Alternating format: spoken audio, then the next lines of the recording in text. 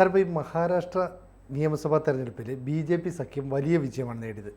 ഏക്നാഥ് ഷിൻഡേക്ക് ഇതിൽ മുഖ്യമായൊരു പങ്കുമുണ്ട്. പടിപടിയായി താഴെ തട്ടിൽ നിന്ന് ഉയർന്നു വന്ന ഒരു നേതാവാണല്ലോ ഷിൻഡേ. അപ്പോൾ ഷിൻഡേ എങ്ങനെ നമുക്കൊന്ന് വിലയിരുത്താം? അതെ, ഷിൻഡേയെ പറ്റി നമ്മൾ സംസാരിക്കേണ്ടതാണ്. കാരണം മഹാരാഷ്ട്രയെ പറ്റി തന്നെ ഇവിടുത്തെ മുഖ്യധാരാ മാധ്യമങ്ങളൊന്നും വലിയ വിജയമായതുകൊണ്ട് കൊണ്ടാടിയില്ല. BJPയുടെ വിജയമാണല്ലോ. BJP ഒറ്റയ്ക്ക് തന്നെ ഭൂരിപക്ഷത്തിൻ്റെ അടുത്തെത്തി. 10-13 സീറ്റും കൂടി മതി ഭൂരിപക്ഷത്തിന്. 132 സീറ്റ് ഉണ്ടല്ലോ. അപ്പോൾ ഷിൻഡേയെ പറ്റിയും വലുതായിട്ടൊന്നും ഇവിടെ പറയാൻ സാധ്യതയില്ല. ഇവിടെ ആകെ പാലക്കാട്ടെ തോൽവിയെ പറ്റിയേ ഇപ്പോൾ സംസാരിക്കുള്ളൂ. ചേലക്കരയിലെ വിജയത്തിന് 10,000 വോട്ട് BJPക്ക് കൂടിയതിനെ പറ്റിയൊന്നും ഇവിടെ സംസാരിക്കില്ല ആരും. BJPയെ തകർക്കണം എന്ന് വിചാരിച്ച് നടക്കുന്ന മാധ്യമങ്ങളാണ് ഇവിടെ. അപ്പോൾ ഈ മഹാരാഷ്ട്രയിൽ തന്നെ ഏക്നാഥ് ഷിൻഡെ താനയിലെ തെരുവുകളിലൊക്കെ ഓട്ടോറിക്ഷ ഓടിച്ച് നടന്നിരുന്ന കാര്യമൊക്കെ എല്ലാവർക്കും അറിയാം. എന്നാൽ കാൽനൂറ്റാണ്ടിന് മുമ്പ് ഷിൻഡേയുടെ 2 മക്കള്, ഒരു ആൺകുട്ടിയും ഒരു പെൺകുട്ടിയും, 11 വയസ്സുള്ള മകൻ ദീപേഷ്, 7 വയസ്സുള്ള മകൾ ശുഭദ, ഈ 2 കുട്ടികൾ ഒരു ബോട്ട് അപകടത്തിൽ അവിടെ തടാകത്തിൽ മരിച്ചുപോയി. ഈ ബോട്ട് അപകടത്തിൽ ഈ 2 കുട്ടികളും മരിച്ച ശേഷം പൊതുജീവിതം നിർത്തി വിഷാദത്തിൽ മുഴുകിയ ഒരു ഷിൻഡേയെ പറ്റി അധികം ആർക്കും അറിഞ്ഞുകൂടാ ഇവിടെ. അങ്ങനെ അദ്ദേഹം പൊതുജീവിതത്തിൽ നിന്ന് വിത്ഡ്രോ ചെയ്ത് മാറി. അന്ന് ശിവസേനയുടെ നേതാവ് ആനന്ദ് ദിഗെ പാട്ടീൽ പോയി, നിനക്ക് കണ്ണീരുണ്ട്, അത് നീ ഒപ്പണം, പക്ഷെ അതിൻ്റെ കൂടെ മറ്റുള്ളവരുടെ കണ്ണീരും കൂടി ഒപ്പണം എന്ന് പറഞ്ഞിട്ട് വീണ്ടും പൊതുപ്രവർത്തനത്തിലേക്ക് തിരിച്ചുകൊണ്ടിരിക്കുകയായിരുന്നു. വലിയ ആത്മവിശ്വാസം കൊടുത്തു. അങ്ങനെയാണ് അദ്ദേഹം തിരിച്ചു വരുന്നത്. അപ്പം അങ്ങനെ ഒക്കെ പൊതുജീവിതം കൊണ്ടു നടന്ന ഒരാൾ ഇപ്പോൾ സ്ഥാനമാനങ്ങൾക്ക് വേണ്ടി കടുംപിടുത്തം പിടിക്കുന്നു എന്ന് ചിത്രീകരിക്കാൻ ചിലർ ശ്രമിക്കുന്നുണ്ട്.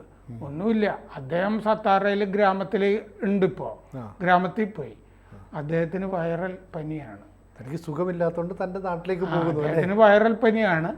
ഡോക്ടർ കഴിഞ്ഞ ദിവസം കുടുംബ ഡോക്ടർ വിശ്രമിക്കണം എന്നൊക്കെ അദ്ദേഹത്തിനോട് പറഞ്ഞിട്ടുണ്ട്. 5-ാം തീയതി വൈകുന്നേരം 5 മണിക്ക് ആണ് സത്യപ്രതിജ്ഞ. ഫട്നാവിസാണ് മുഖ്യമന്ത്രി. ഇത് അജിത് പവാർ ഇന്നലെ പ്രഖ്യാപിച്ചു. BJPയുടെ സംസ്ഥാന പ്രസിഡന്റും പ്രഖ്യാപിച്ചു. നരേന്ദ്രമോദി ആ സത്യപ്രതിജ്ഞ കാണാൻ എത്തും എന്നും പ്രഖ്യാപിച്ചിട്ടുണ്ട്. അപ്പോൾ 5-ാം തീയതി വൈകുന്നേരം 5 മണിക്ക് മറ്റേ ആസാദ് മൈതാൻ അവിടെയാണ് സത്യപ്രതിജ്ഞ തീരുമാനിച്ചിരിക്കുന്നത്. അപ്പോൾ ഈ പഴയ ജീവിതമൊക്കെ ഈ ഷിൻഡെ ഓർക്കുകയുണ്ടായി. എപ്പോഴാണ് മറ്റേ വിശ്വാസ പ്രമേയം അതിൽ വിജയിച്ചല്ലോ, വിശ്വാസം നേടി. അദ്ദേഹം മറ്റേ ഉദ്ധവ് താക്കറയിൽ നിന്നൊക്കെ പിരിഞ്ഞു മാറി പുതിയ സർക്കാരുണ്ടായി മുഖ്യമന്ത്രിയായിട്ട് വിശ്വാസം തേടി. വിശ്വാസ വോട്ടെടുപ്പിൽ വിജയിച്ച ശേഷം 2022 ജൂലൈ 5-ന് നിയമസഭയിൽ നടത്തിയ പ്രസംഗത്തിൽ ഷിൻഡെ ഈ പഴയ കാലം ഒന്നോർത്തു. എന്നിട്ട് ഷിൻഡെ പറഞ്ഞ വാചകങ്ങൾ ഞാൻ പറയാം. അന്ന് പ്രസംഗിക്കുമ്പോൾ നിയമസഭയിൽ അദ്ദേഹം വിങ്ങിപ്പൊട്ടി, കണ്ണീര് വന്നു. കണ്ണീരൊഴുക്കിക്കൊണ്ട് പറഞ്ഞു, ഞാൻ മുമ്പ് തന്നെ മുഖ്യമന്ത്രി ആകേണ്ടതായിരുന്നു, അന്ന് ചില ആളുകൾക്ക് ഇഷ്ടപ്പെട്ടില്ല. എന്ന് പറഞ്ഞാൽ ഉദ്ധവ് അന്ന് മുഖ്യമന്ത്രി ആകേണ്ട സ്ഥാനത്ത് പലരും നിർദ്ദേശിച്ചിരുന്നത് ഷിൻഡെയാണ്. പക്ഷെ ഉദ്ധവ് അത് തട്ടിക്കൊണ്ടുപോയതാണ്. ഉദ്ധവ് തട്ടിക്കൊണ്ടുപോയി എന്ന് പറഞ്ഞില്ല, ഇങ്ങനെ പറഞ്ഞു, ഞാൻ മുമ്പേ ആകേണ്ടതായിരുന്നു. ഞാൻ ഇപ്പോൾ മറ്റേ പിളർത്തിക്കഴിഞ്ഞപ്പോൾ ഉദ്ധവിൻ്റെ ആളുകൾ എന്നെ ഭീഷണിപ്പെടുത്തി. എൻ്റെ അച്ഛൻ ജീവിച്ചിരിപ്പുണ്ട്, അമ്മ മരിച്ചുപോയി, വേണ്ടത്ര സമയം അവർക്ക് കൊടുക്കാൻ എനിക്ക് കഴിഞ്ഞില്ല. രാഷ്ട്രീയ പ്രവർത്തനമായിരുന്നല്ലോ, കൊടുക്കാൻ കഴിഞ്ഞില്ല. ഞാൻ ചെല്ലുമ്പോൾ അവർ ഉറക്കമായിരുന്നു വീട്ടിൽ, ഞാൻ വീട്ടിലെത്തുമ്പോൾ അവർ ഉറക്കമായിരുന്നു. ഞാൻ ഉറങ്ങുമ്പോൾ അവർ പുറത്ത് അവരുടെ പണി ചെയ്യാൻ പോയിക്കൊണ്ടിരുന്നു. എൻ്റെ മകൻ ശ്രീകാന്തിനും വേണ്ടത്ര സമയം കൊടുത്തില്ല. ഇപ്പോൾ ഒറ്റ മകനല്ലേ ഉള്ളൂ, ശ്രീകാന്ത് ഷിൻഡെ. ഓർത്തോപീഡിക് സർജനാണ്, കല്യാണിൽ നിന്നുള്ള MP-യുമാണ് 2014 മുതൽ. ശ്രീകാന്തിനും വേണ്ടത്ര സമയം കൊടുക്കാൻ കഴിഞ്ഞില്ല. 2 മക്കൾ മരിച്ചുപോയി. ആ പഴയ കാര്യം ഓർത്തു. അപ്പോഴാണ് ഈ കണ്ണീരൊക്കെ വന്നത്. മരിച്ചു. ആ കാലത്ത് ദിഗേജി എന്നെ സമാശ്വസിപ്പിച്ചു. എന്തിന് ഇനി ജീവിക്കണം എന്നെനിക്ക് തോന്നി. ഇനി കുടുംബത്തോടൊപ്പം കഴിയാം എന്നും വിചാരിച്ചു. ആ പഴയ കാലം ഉണ്ടല്ലോ, ഈ വിഷാദത്തിലൊക്കെ മുഴുകിയ ആ പീരിയഡ്, അതാണ് ഓർമ്മിച്ചത് അദ്ദേഹം. അപ്പോൾ അദ്ദേഹം ഇപ്പോൾ 58 വയസ്സായി ഷിൻഡേക്ക്. അദ്ദേഹം ജയിച്ചത് കോപ്രി പച്പക്കാടി മണ്ഡലത്തിൽ നിന്നാണ്. താനെ അവിടെ നിന്ന് 4 തവണ ആയി MLA ആകുന്നു. സത്താറ ജവാലി താലൂക്കിലാണ് ജനിച്ചത്. മറാത്ത കുടുംബത്തിൽപ്പെട്ട ആളാണ്. താനയിൽ ഓട്ടോറിക്ഷ ഓടിച്ചിരുന്ന ആളാണ്. അതുകൊണ്ട് തെരുവിൻ്റെ മകനാണ്. താനയിലെ തെരുവുകളൊക്കെ കൈവെള്ള പോലെ അറിയാം. 1997 മറ്റേ കോർപ്പറേഷൻ കൗൺസിലറായി. ശിവസേന താനെയിലാണ് പ്രവർത്തനത്തിനൊക്കെ നിയോഗിച്ചതും അദ്ദേഹത്തിനെ. താനെയിൽ ശിവസേന പ്രസിഡൻ്റായിരുന്ന ആനന്ദ് ദിഗെ ആണ് രാഷ്ട്രീയ ഗുരു.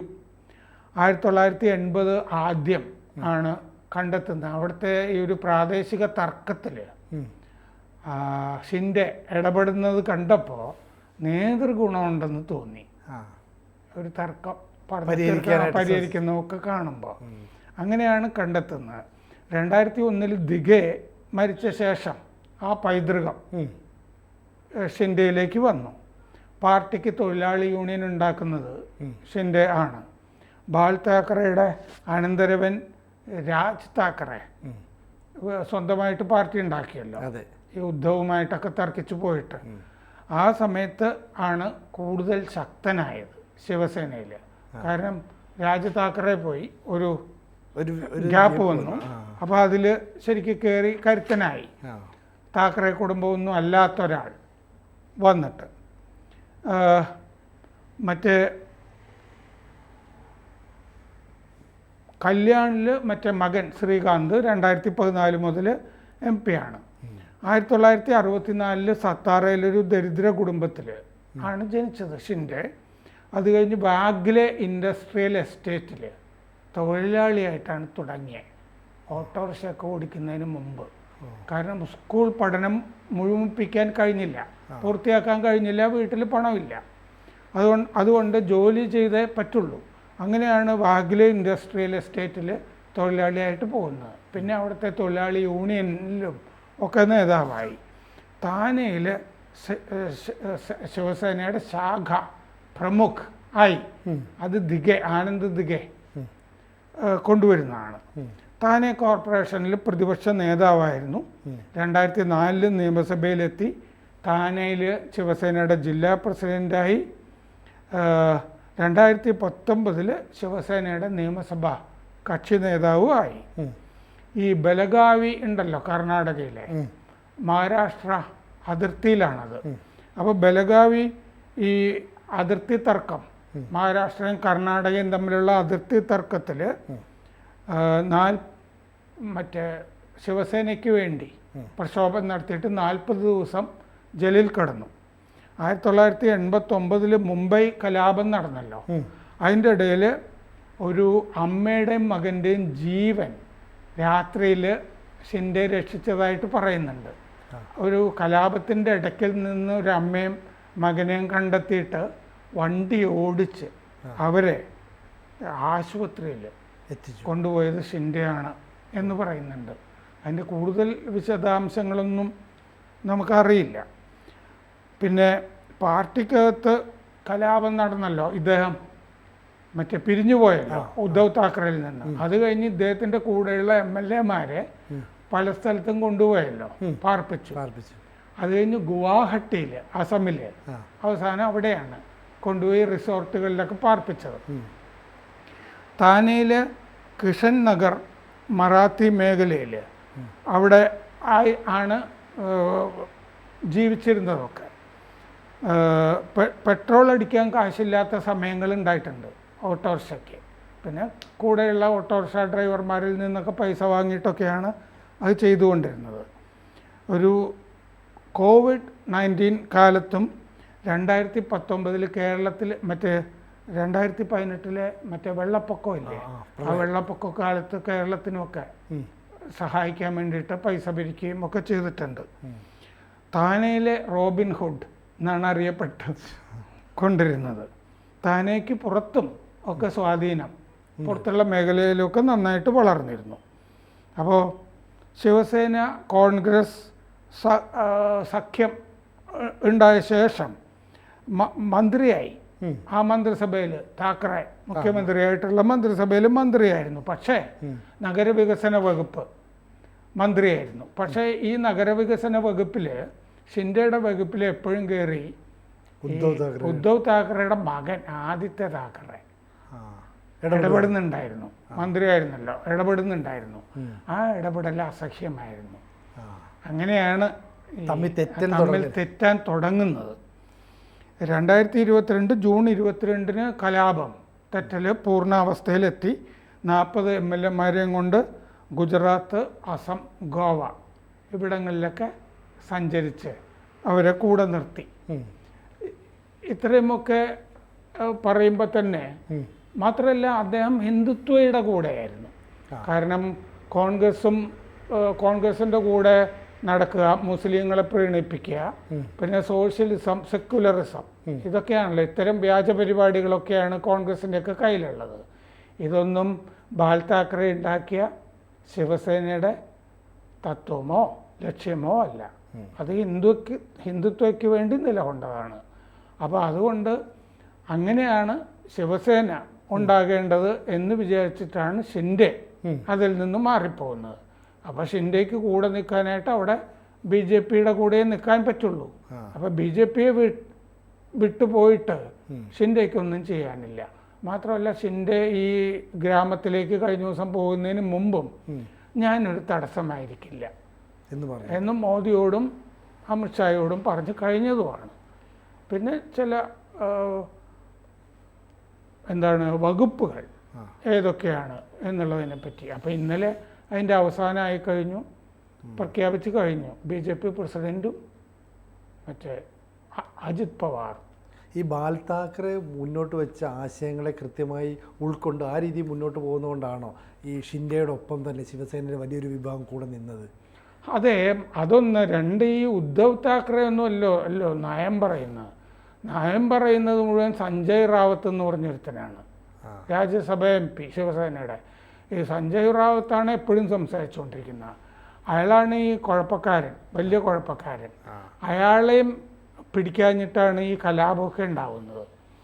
അപ്പോൾ ഈ ഇദ്ദേഹത്തിന് ഉദ്ധവ് താക്കറേക്ക് ഒരു പിടിയൊന്നുമില്ല. ഉദ്ധവ് താക്കറെയും ഈ റാവുത്തിനെയും ആദിത്യ താക്കറെയും ഒക്കെ ഇഷ്ടമല്ലാതെയും വന്നു. പിന്നെ ഒരു അടുക്കള ഒരു അടുക്കള ഭരണം പോലെ, അടുക്കള ക്യാബിനറ്റ് പോലെ ഉദ്ധവ് താക്കറേക്ക് അയാൾക്ക് ഇഷ്ടപ്പെട്ട ചില ആളുകളുണ്ട്. ആക്സസിബിൾ അല്ല അയാള്. ഈ സാധാരണ പ്രവർത്തകർക്ക് പോയി ഈ മാധോശ്രീ എന്ന് പറഞ്ഞ വീട്ടിൽ കാണാൻ പറ്റുന്ന ആളല്ല ഉദ്ധവ് താക്കറെ. പക്ഷെ ഷിൻഡെ അങ്ങനെയല്ല. ജനങ്ങളിൽ നിന്ന് അകന്ന് താക്കറെ നിന്നപ്പോൾ ഷിൻഡെ ജനങ്ങളുടെ കൂടെ, പ്രവർത്തകരുടെ കൂടെ നിന്നു. മാത്രമല്ല, പ്രവർത്തകരിൽ നിന്നും പാർട്ടിയിൽ നിന്നും ഒക്കെ അകന്ന് കോൺഗ്രസിൻ്റെ കൂടെയും പവാറിൻ്റെ കൂടെയും ഒക്കെ പോകുന്നൊരുത്തൻ്റെ കൂടെ നമ്മളെന്തിനാണ്? മാത്രമല്ല, ഈ പാർട്ടിയെ കെട്ടിപ്പടുക്കുന്നത്, പാർട്ടിയുടെ തൊഴിലാളി യൂണിയനെ കെട്ടിപ്പടുക്കുന്നതൊക്കെ ഷിൻഡെ ആണല്ലോ. അപ്പോൾ ഷിൻഡെയുടെ കൂടെയാണ്, ജനങ്ങൾക്കിടയിൽ പ്രവർത്തിക്കുന്ന ആളാണല്ലോ രാഷ്ട്രീയ നേതാവ്. അല്ലാതെ ഇപ്പോൾ കോൺഗ്രസിലേക്ക് ഒരു ഡോക്ടറായിരുന്ന ഒരാൾ വരുന്നു എന്നൊക്കെ പറഞ്ഞു കഴിഞ്ഞാൽ തിരഞ്ഞെടുപ്പിനൊന്നും നിന്ന് ജയിക്കില്ല. ജനങ്ങളുടെ കൂടെ നടന്നിട്ടുണ്ടോ എന്നുള്ളതാണ് പ്രധാനപ്പെട്ട കാര്യം. അപ്പോൾ ശിവസേനയെ നെഞ്ചേറ്റ് നടന്ന ആളുകളുടെ മുമ്പിലേക്ക് ഒരു ഉദാത്ത മാതൃകയായിട്ട് ഷിൻഡെ അങ്ങ് മാറി. അതെ. അദ്ദേഹം അവിടുത്തെ ഈ അമ്പലങ്ങളുടെ കേസ്, വഖഫിൻ്റെ കേസ്, ഇതിലൊക്കെ ഹിന്ദുത്വ നിലപാട് സ്വീകരിക്കുന്ന ആളാണ് ഷിൻഡെ. ഷിൻഡെയുടെ പശ്ചാത്തലം ഞാൻ പറഞ്ഞല്ലോ, ജീവിതത്തിൽ വലിയ ദുരന്തമൊക്കെ നേരിട്ട ആളാണ്. ഈ പൊതുജീവിതം മതിയാക്കിയ ആളാണ്. ആനന്ദ് ദിഘെ തിരിച്ചു കൊണ്ടുവന്നിട്ട് നിൽക്കുന്ന ഒരാളാണ് അദ്ദേഹം. എപ്പോഴും ഈ ആശയമുണ്ടല്ലോ, ഹിന്ദുത്വ പ്രത്യയശാസ്ത്രം, അതിനുവേണ്ടി നിലകൊള്ളുന്ന ഒരാളാണ്. അത് വിട്ടൊരു കളി ഒന്നുമില്ല. അപ്പോൾ അതുകൊണ്ട് ഷിൻഡെ ഈ സഖ്യത്തിൽ നിന്ന് എന്തെങ്കിലും പോകുന്നുള്ള മനപ്പായസമൊന്നും കോൺഗ്രസ് ഉണ്ണേണ്ട കാര്യമില്ല.